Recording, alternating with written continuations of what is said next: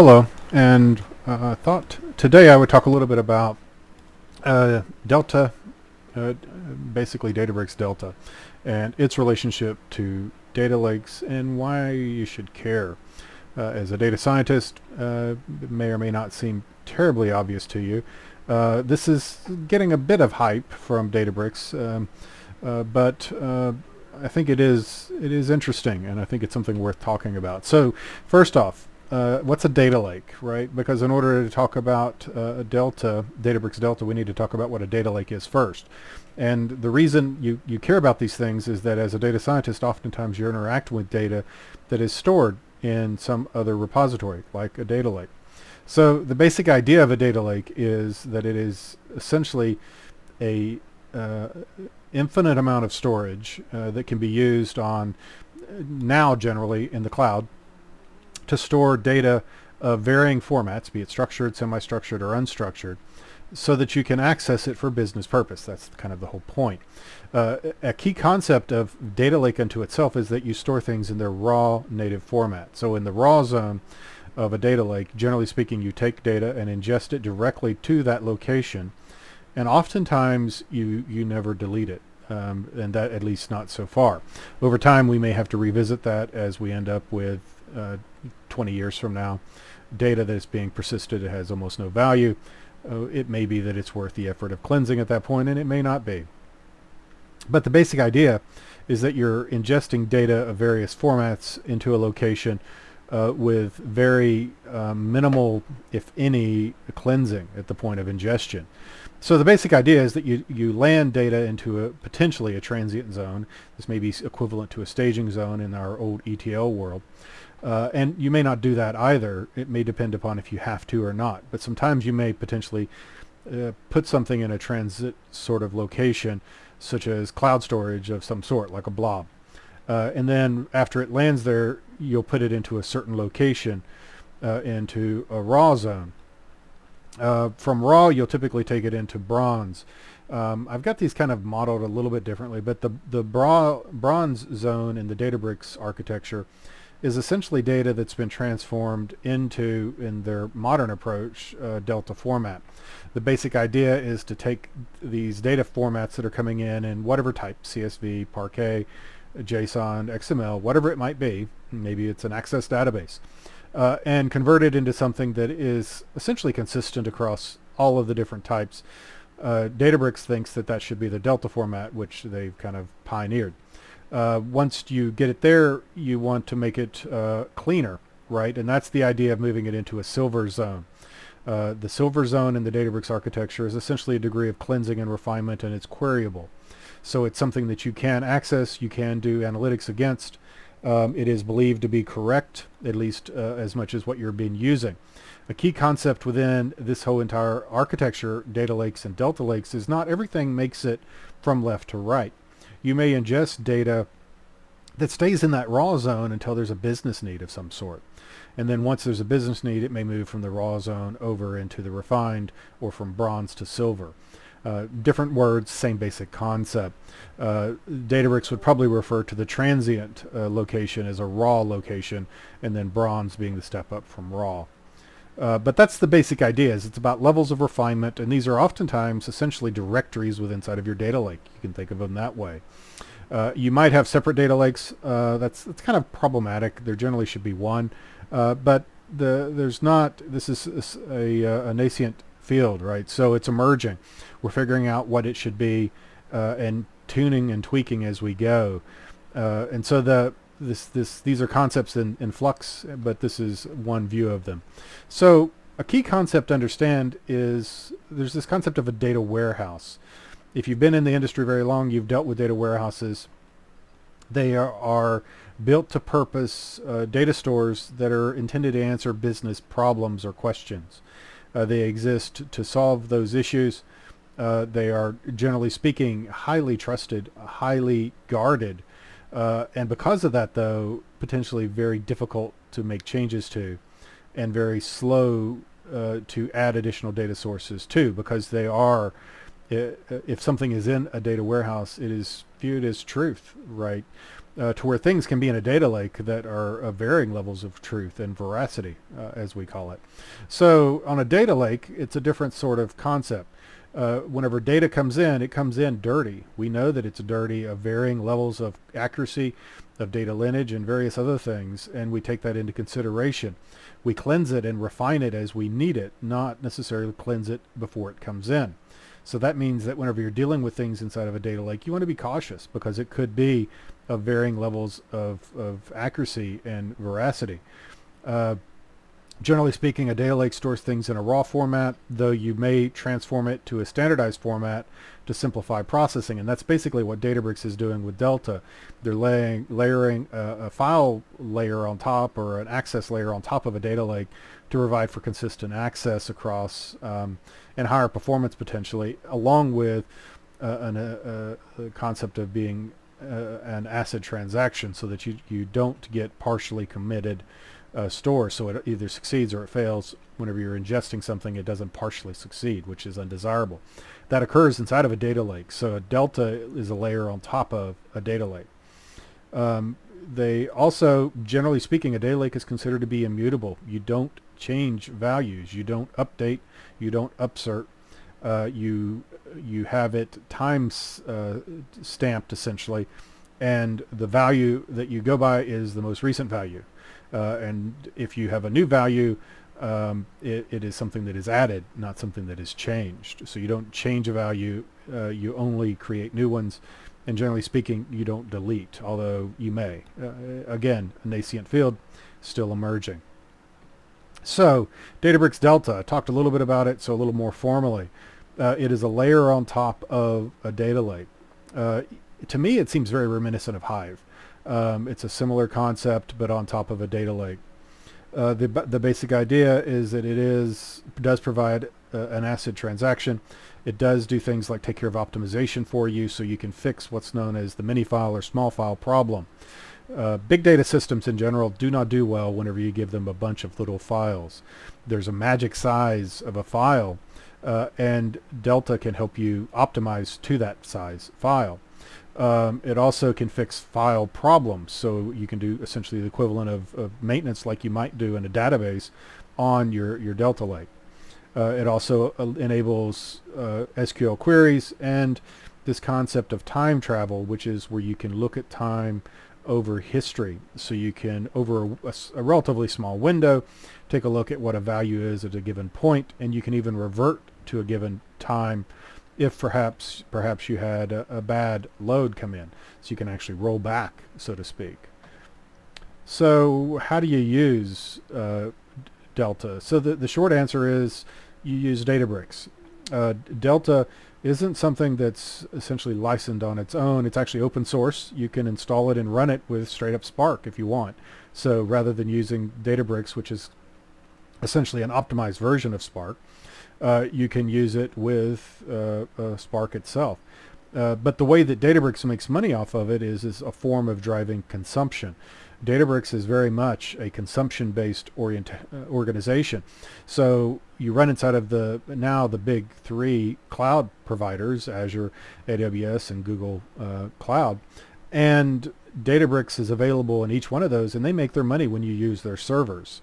And you're actually, realistically, you're really using the cloud providers' servers, virtual machines anyway. But Databricks makes a certain amount for every hour of processing that you do. And that includes using it to access the Delta Lake. So it's not a separate thing, but it's part of a unified product and a unified approach and architecture. The basic idea is that you're essentially doing it to refine your data and to produce something at a higher level. If you want the contents of your Delta Lake to be available for consumption at all times, essentially to become a serving layer, that means you're going to have a cluster running all the time. Alternatively, you can use it as an enrichment approach to where you get things into a desired state and then potentially export them from Delta to something else. So you might put them from Delta into maybe Synapse or Cosmos DB or some other entity or service that is good at serving data at volume. couple references you might want to take note of, especially if you're doing any kind of research, and maybe you're doing something like writing a dissertation at some point in time. Dixon is the person that's credited with the creation of the concept of a data lake. So things that are often challenging to track down. With that, I will switch over. I've got a little bit of time here, so I'll show you kind of what it looks like, and prepare to be potentially underwhelmed. There's essentially two ways that you can create a delta lake, and it's similar to what you can do with Hive, right? You can either create Hive as essentially an external table, so your files are someplace else, or it's internal, so that if Hive itself is kind of keeping track of this stuff. It's the same concept. Databricks has a file system sort of approach. They call it Databricks file system, that allows you to store things. It's actually storing it in some cloud native storage container, but you don't really care about that. You just care that you're saving your stuff, and you can access it through a particular interface. So the thing that's on the screen is something I've been fiddling with, and I'll make it bigger so you can see it. Not quite that big. All right, here we go. So what I've been doing is sort of works, sort of not, is taking a look at some files that I have, and I was going to utilize a Databricks sort of architecture to do it. I've got a data lake that I've created with some data. The data has a whole bunch of files in, at this point, one format that is pretty old. It's a series of audio files that are in Access databases, basically. So it's old stuff, nothing new. And the basic idea is to do some transformation of those and get them to where we can do some cleansing and refinement and curation of them over time. And so it's approaching it as very much of a big data problem, because it is, the audio itself is obviously unstructured data, so that's one reason it might be. Plus there's quite a bit of this data. So the basic approach whenever you're dealing with, and this will probably blow up, but let me do a little background work to to minimize the odds of that,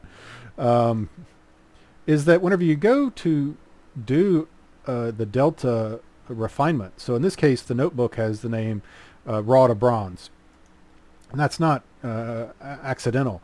What I'm doing is essentially refining the raw files over to from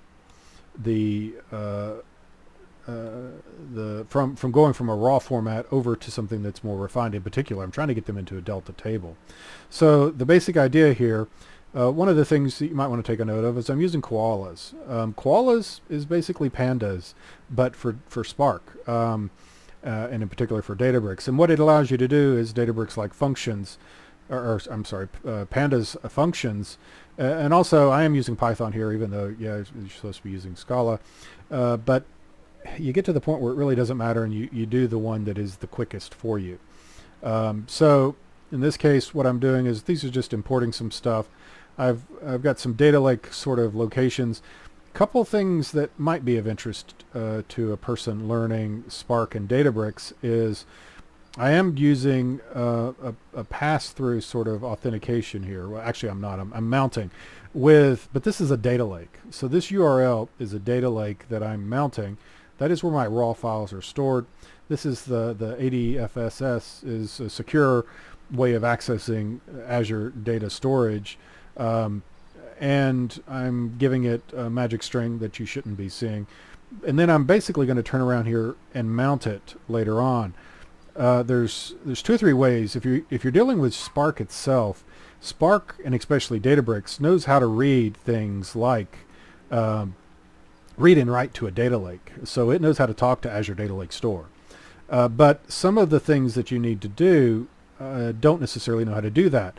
And the way that you get around it is essentially to mount it, similar to what you do on a Linux mount, right? So that's what this is doing, is I'm basically mounting a mount point that is accessible to non-Spark things from that location. There's also some utilities that you might become aware of. Databricks has a set of them, dbutils.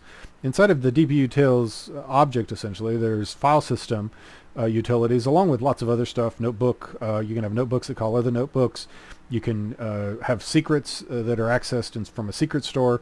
Lots of different stuff. I'm using the file system to basically see that I'm able to get to both. This is the going through the directly to the data lake using this protocol.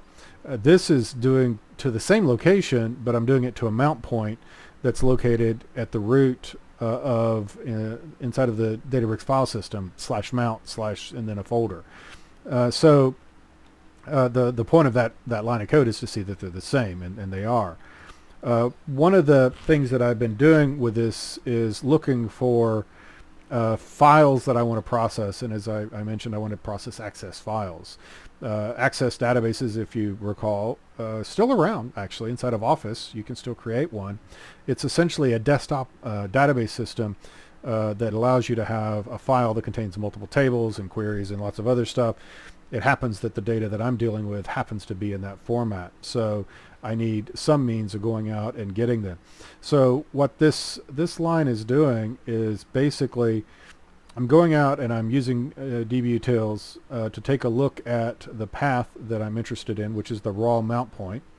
And I'm looking through everything that's there in a recursive fashion. So I'm looking through all the directories and then all the subdirectories. And in particular, what I'm looking for is files that contain .mdb. So it's not necessarily ends with, but if it has it, then they make it into the list. And that's literally what I'm doing is getting a list, a Python list, and then I'm going to turn that Python list into a Spark data frame.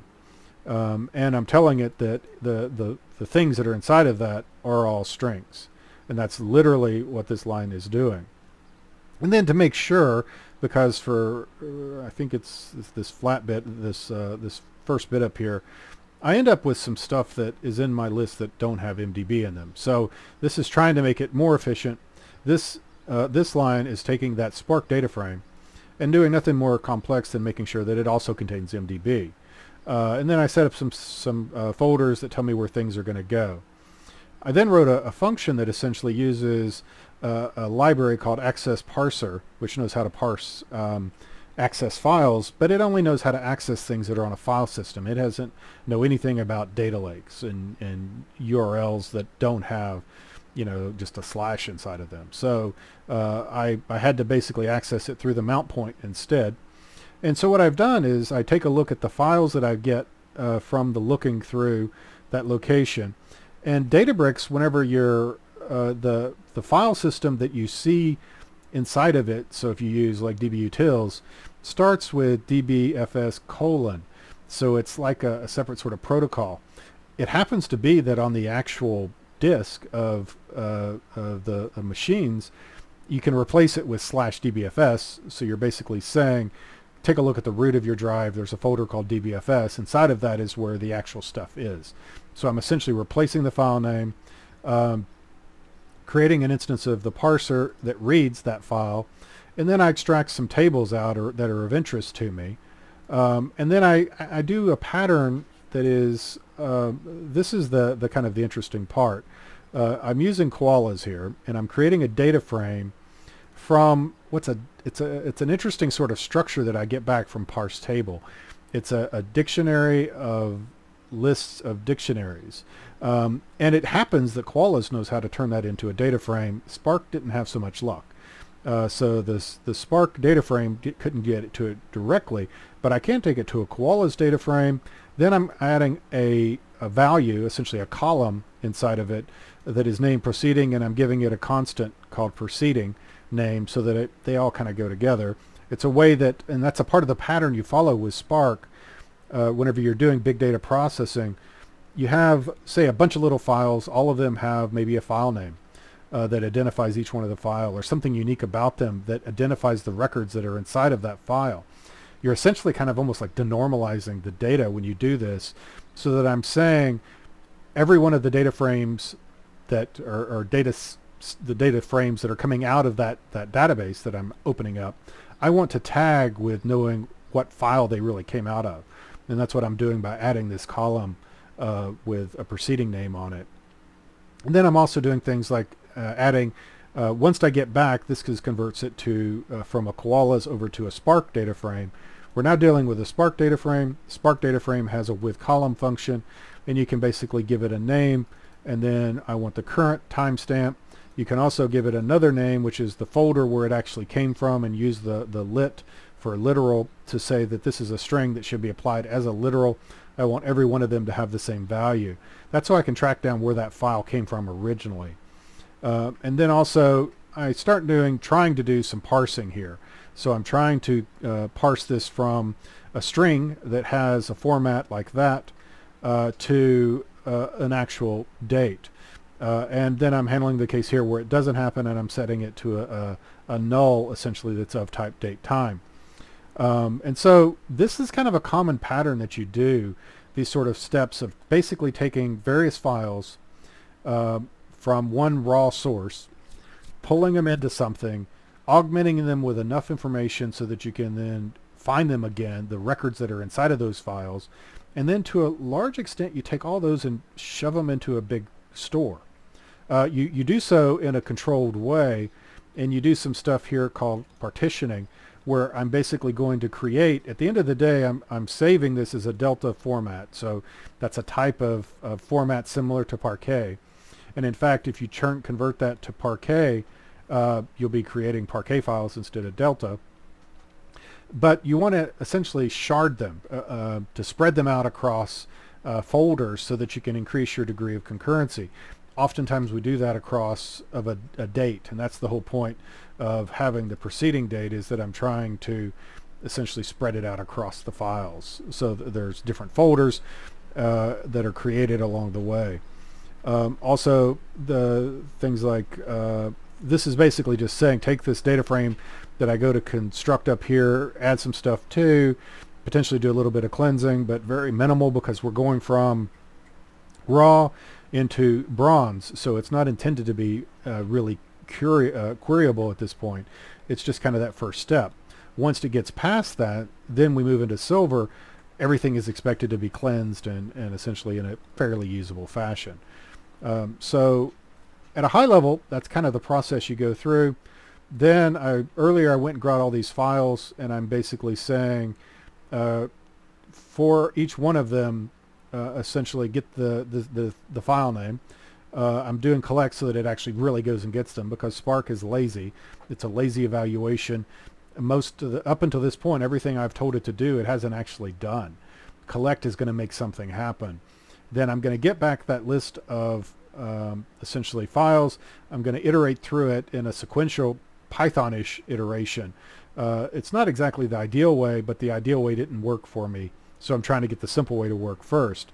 Ideally, I would be doing what's down here, which is basically saying, take the data frame, and then on that data frame, apply this function for each one of the items. And the reason to do that over the other is that it should be in parallel.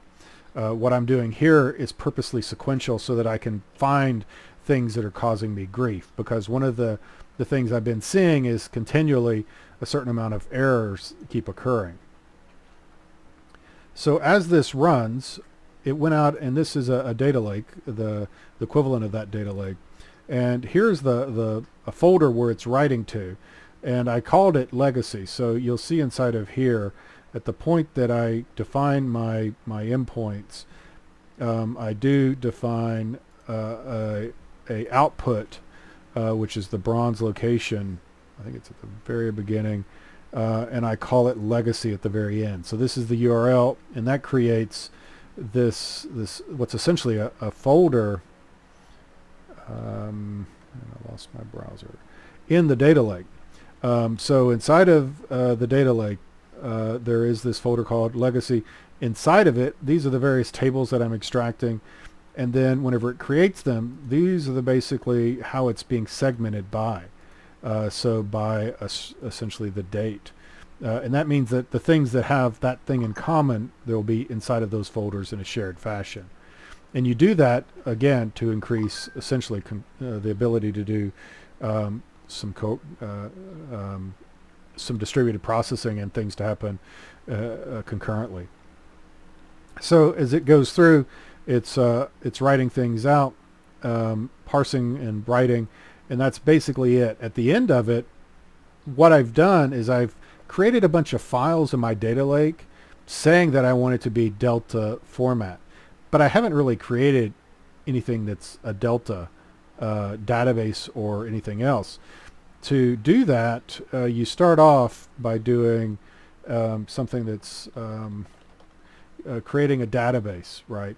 So this is very similar to what you might do in a traditional database environment.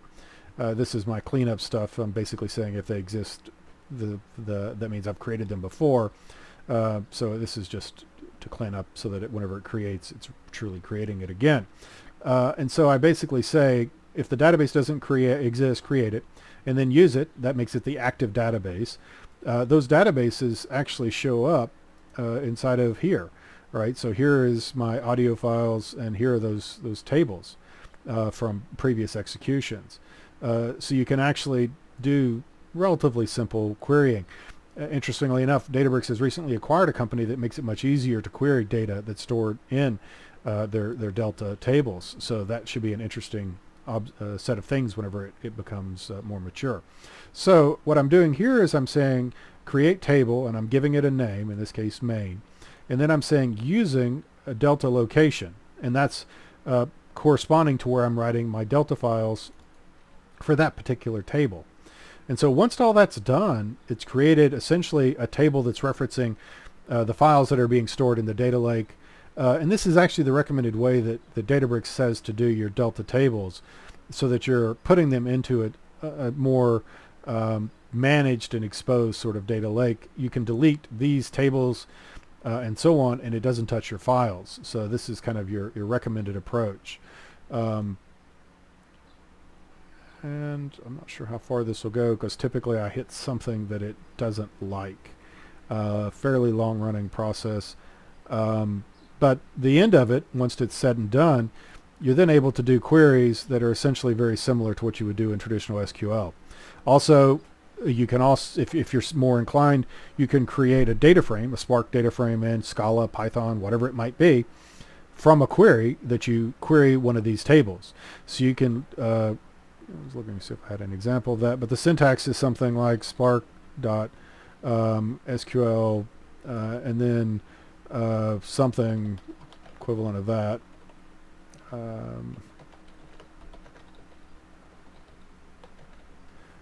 And do something like this, where you say create a data frame from that. So that's it allows you to kind of blend the lines between, or blur the lines between a database, a big data store, a Spark job, and your Python even, to where that you can pretty much move things across those boundaries in a pretty seamless way. So it's still emerging, expanding greatly. Databricks talked a great deal about it in their latest summit. Look forward to seeing where it ends up at. And with that, I'm pretty much out of things to say, so I will close with the obligatory question slide. Do feel free to reach out to me if you have any questions. Let me know what's going on. That's what I'm here for, and we'll talk again probably on Wednesday. So stay safe.